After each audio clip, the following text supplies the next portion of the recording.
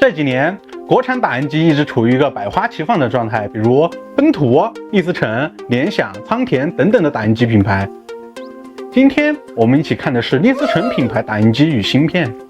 有客户反馈，立思成 GA7029DN 打印机使用市面上的 TN328 粉芯片时报黑色的墨粉盒错误，请更换原厂墨粉盒。这个错误提示。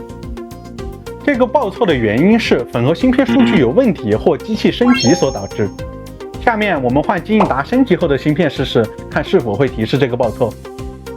先打开前盖门，取下骨架和粉盒，取下粉盒，取下市面上报错的芯片，换上一个我们金英达升级后的芯片，再依次装回粉盒，再装回骨架。关闭前盖门，机器正在运转，现在已经就绪，无错误提示，可以正常工作了，完美解决了这个问题。打印机芯片相关问题找金英达，欢迎在评论区留言，我们将积极的帮你解决。